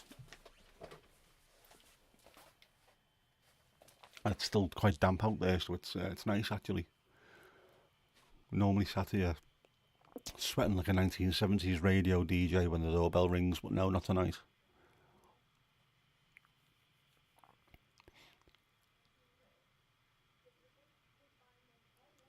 Knitted potatoes. The knitted potato bribes always work. They're not really bribes, the prizes, aren't they? They are Bottrix prizes. Eventually, I'm going to have to find out how to do it, you know. I might take one of these as an opportunity to mess around with the store, and we'll have a try, we'll have a practice with the store, a try run, and see if anyone can spend, whatever they spend, I'll put the points back on. We'll have a go and we'll see if it works or not. So Mandy, I might need to get some photos off you to show you which potatoes we have and how much I should charge for them. How many Bottrix points they should be charged for. All done, Kev. Uploading now, right? So that could take anywhere between 20 seconds and 4 days, as YouTube just arbitrarily decides how long it's going to take to upload things. It's bizarre. Especially when you're trying to upload 4K or even 8K, which I haven't really been doing yet. 8K just seems a little bit too much. Even though my phone does film here, just can't see the point. Their files must be huge. I'm not giving you extra points for potatoes, Mandy. I'm not. Nobody's getting gifted points. Bottrix has told me you have to earn them. You have to earn your points.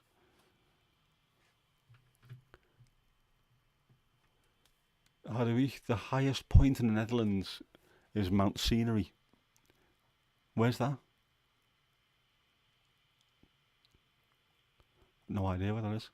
Barnsley chucking down there. Yeah, I think it has been here, but it's calmed down a bit now. There was a little bit of thunder earlier on. I was slightly worried about that because I was out when it was kicking off earlier.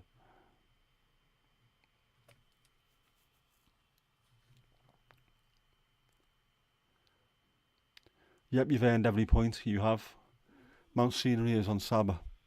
Alright. In the same way, I suppose that the highest point in Spain is Mount Teide on Tenerife. Yeah, 8K you'll be able to see every single point. It's it looks absolutely amazing, the 8K footage, but the files are huge. I don't know if it records in RAW. I do some pictures in RAW, especially when I'm trying to do the nighttime star trail photography. That looks fantastic, but the files are absolutely huge, and that's just a photograph. The 8K videos, I think, are absolutely insane. I think you can upload 8K as well to YouTube, but I'm not sure if it compresses it or it makes it available to whoever's got 8K. Definitely don't know. But I think they take. I mean, 4K takes long enough anyway, doesn't it? 1080p takes long enough. Never mind 8K.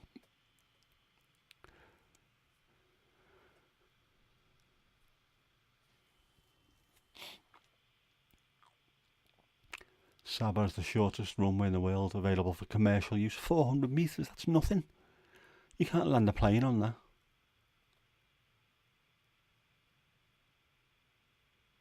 That's stupid. 400 metres. Wow. Yes, Casper, they have got to be a skilled pilot. Absolutely.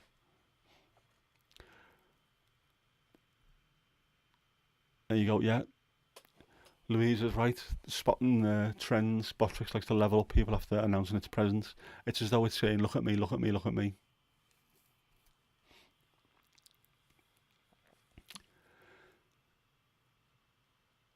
Seven-minute videos, it's saying 80 minutes to process 4K. Jesus. Normally about 10 to 15 minutes for 1080p would that be? It's just, it is crazy, isn't it? Fair enough. It's worth doing if you've got absolute top quality video. If people have got the facility to watch in, I mean, I've watched a few 4K videos next to 1080p videos, one after the other, and it stands out a hell of a lot. It looks absolutely amazing. Yeah. Ireland is one big volcano. No room for an airport. Yeah, sounds about right. All you do is land, go and find where you're going to sleep, and then take off in a couple of weeks' time.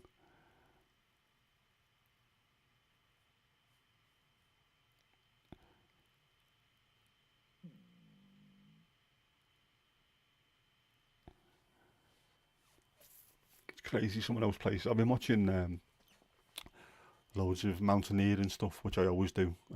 Everest, which of course is one of the themes of the channel.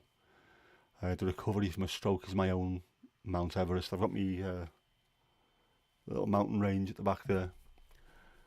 So I love seeing stuff like that. But to go there, you have to land at Lukla Airport, which is, it looks so sketchy. It looks horrible. Little tiny planes landing, and it's just a little miniature runway. And then when you come to the end of it, it's like a sheer drop. It just, no, I'm not doing that. Never go there. I think I'd rather fly somewhere else and then get a yak donkey trek up there. Yeah, the Greenlandic runways are made out of snow and ice every year. Yeah, there's obviously the South Pole's a bit like that.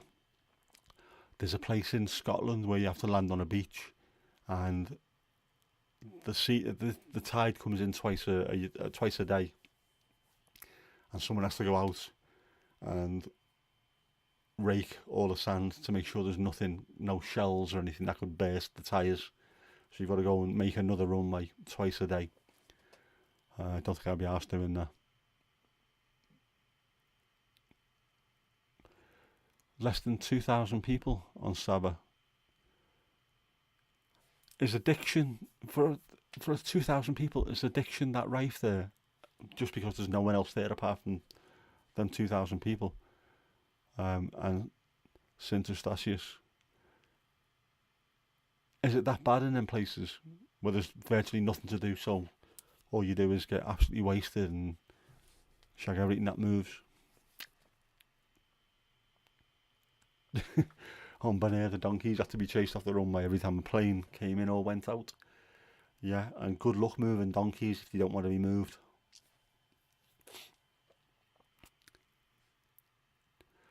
Addiction is a huge problem in the Caribbean part of the Netherlands, and there was no care at all at that point. That's a shame. I think addiction in the Caribbean as a whole is fairly bad, isn't it? It seems to be. Not just the smaller islands, the bigger places. I think probably you'd expect it, wouldn't you, in the bigger places like Jamaica, when everyone loves a bit of ganja anyway. But you're that close to South America where you can get anything brought in. Yeah, weird.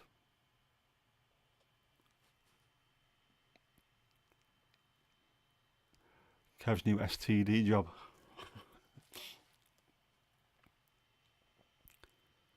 Is that a car? Is that the new Volkswagen Golf STD? Super turbo diesel. You starting an STD job?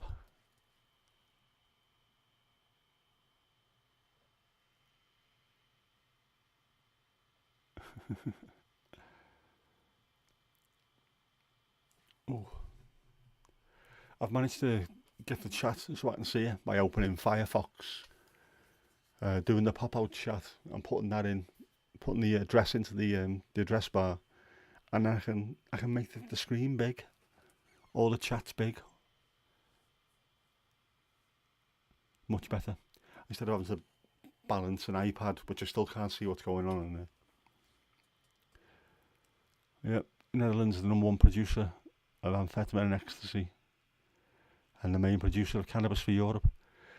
Yeah, I know, on account of the fact that Liverpool pretty much funds all of that.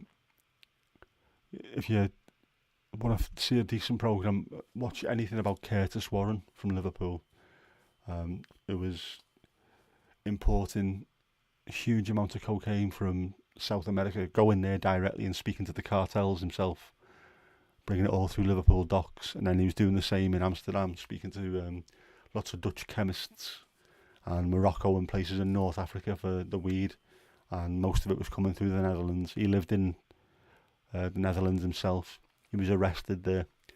In fact, he was imprisoned over there and ended up killing a Turkish inmate in a prison yard fight. Guns too. Liverpool as a port over the years has brought so much stuff through. ridiculous what you can and can't get hold of. It's a bit of a pain in the arse because if you go for a pint in Liverpool, everybody is carrying, not guns. Everyone's on coke. It's stupid.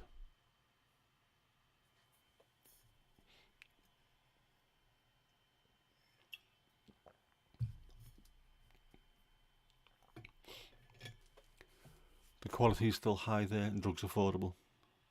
So the health of the addicts is good compared to countries further down the line. That makes complete sense. It's good quality stuff, and they don't have to start going robbing houses all the time to feed the habit. I know it was in Portugal that just decriminalised all drugs, including like the heroin or what have you. And instead of being criminal, it was treated as a sickness. And they've had absolutely amazing results with cutting crime as a result. People aren't breaking into houses trying to find money to go and get the next fix because the government are looking after them and treating it like it is an actual illness, which addiction obviously is. It needs to be treated that way. So I think if it's working for them, it should be the way forward.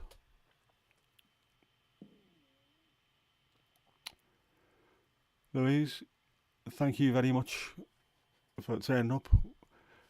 Hope the wall didn't hit you too hard. Yep, stay safe. Enjoy the rest of your evening if you can. Yep. That is the biological fact. Nobody chooses to become addicted. Yeah, they really don't. And it needs to be viewed as all addictions. It's not just drugs either. There'd be loads of other weird addictions that people have. It's a problem in the brain with a lot of people.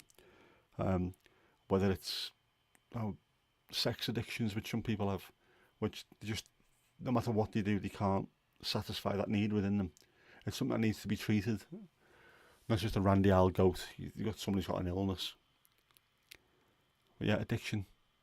It doesn't seem to be treated like the illness that it is. It is purely just seen as something dirty, it's criminal being addicted. There's something wrong with you, you're dirty, you're not right, and it's horrible that. Sure, the majority of people that you would talk to who are addicted would ask desperately needing help. They don't want to continue being addicted, they want to be cured. It's more like a compulsive disorder. But even that isn't a compulsive disorder. Is there a fine line between the two, between addiction and that compulsion? Or is it like two sides of the same coin? It's all a bit strange. I've known a few people who are addicted, and it's horrible seeing how they, their life changed. Heroin especially. I mean, there's a program on that was on Sky called Liverpool Narcos, and the first one was about weed coming in during the 80s. A lot of that was coming from North Africa and then coming into the docks. Then there was heroin during the heroin in it as well in that episode. Then it went through the ecstasy of the 90s and the dance rave culture. Then it went to cocaine in the thousands and 2010s. The heroin during the 80s, the whole city just seemed to be. I mean, obviously the Tories were trying to put it into managed decline, so it was an area where no one was working. There was no prospects, and at the same time, all this heroin was coming into the city. It was just a horrible recipe for entire sort of areas of the city. Were just smack. There's places in Everton, the Piggeries, blocks of flats that were just called Smack City. Everyone that was in there, everybody that lived there, male, female, young or old, everyone was addicted. It was just absolutely horrible. Seeing what it does to people, ruin their lives.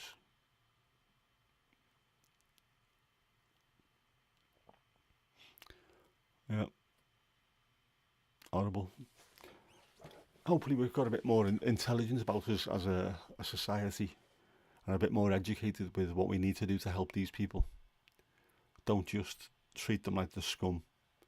Help them.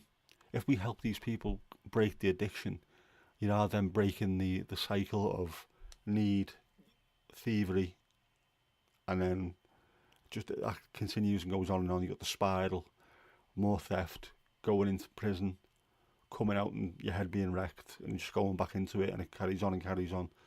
At some point, that needs to be broken, and I think hopefully we're a bit better as a society with that now.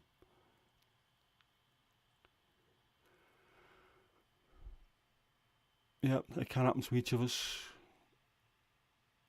Well, anyone with a half-working brain can develop an addiction. Does that mean I'm safe for now? I'm all right, lads. I'm sound, I think. But yeah, I must have had an addiction. That alcohol.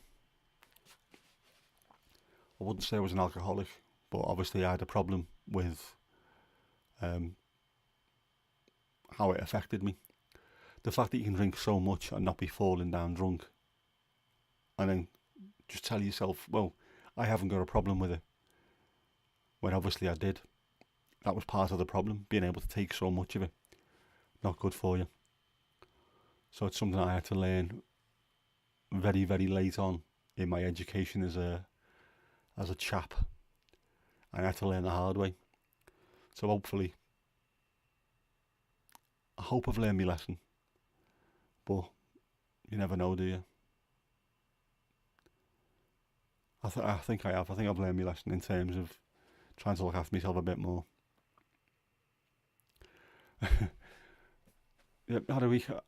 I'm over half a brain. Again, that's another thing that's going on the tour posters. Officially diagnosed as having more than half a brain. I'll settle for that. It's a move in the right direction.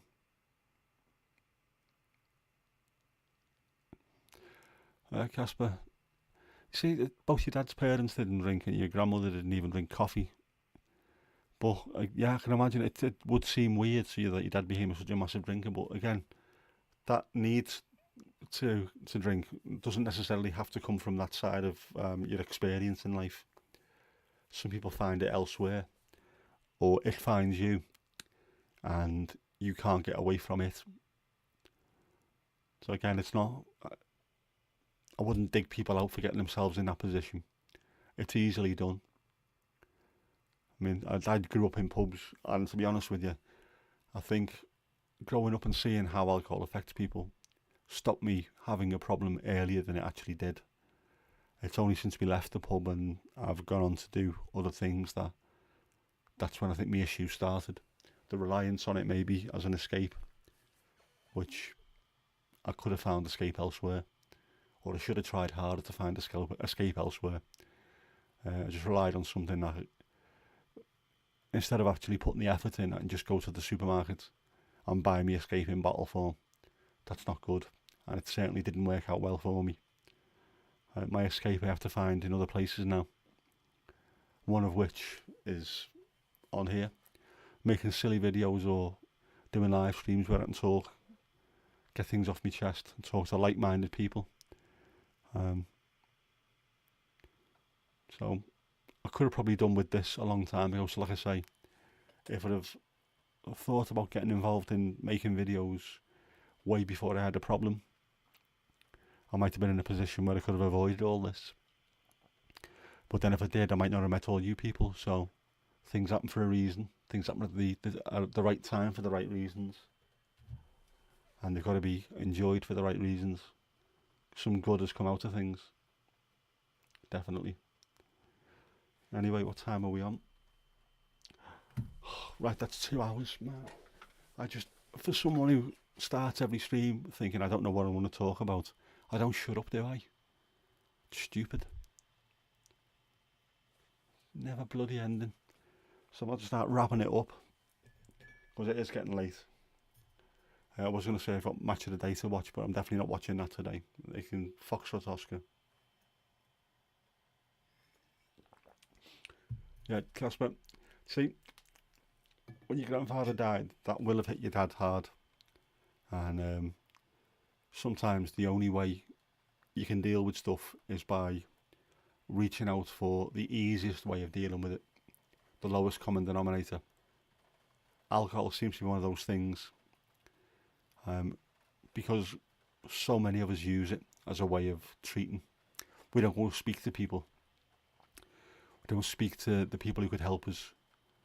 And that whole thing about a problem shared is a problem halved is completely true. Just speaking about things, getting it off your chest really helps. But we don't.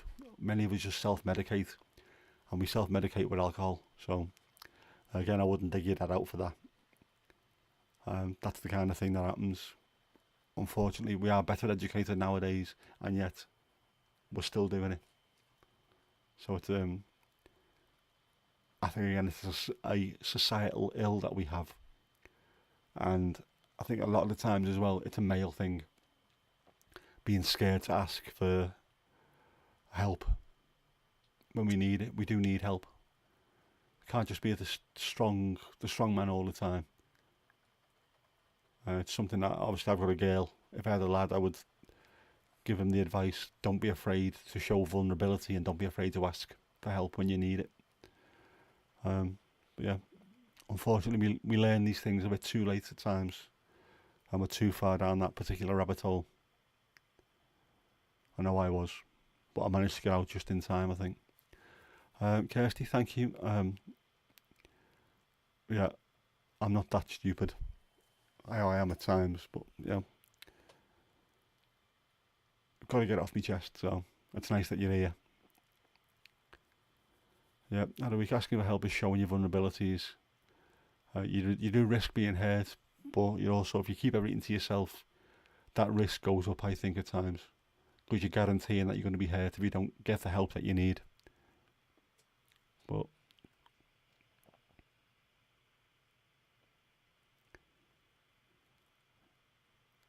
you've got to learn from these things. You've got to learn through adversity, whether it's your own or people close to you. You've got to try and learn these lessons and help them shape your life into having a more successful life. If you can do that and learn every day, you put yourself in a good position.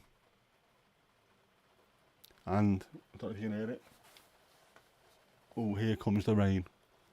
And it sounds like it's going to be heavy. So I'm going to have to go now, I think. Because it's out, yeah. It is going to get pretty heavy. It's going to start pissing in here, I think. So thank you very much for joining me. Hopefully we'll do it again sometime during the week if everyone's up for that. If you're not, let me know. I don't need to do them twice a week, but it's nice. I like being able to talk to you all. It helps me, which I know. I wish I could have done this when I was really bad. I might not have got in that position that I was, but yeah. Thanks very much, and hopefully I will see you soon. Thank you and goodbye.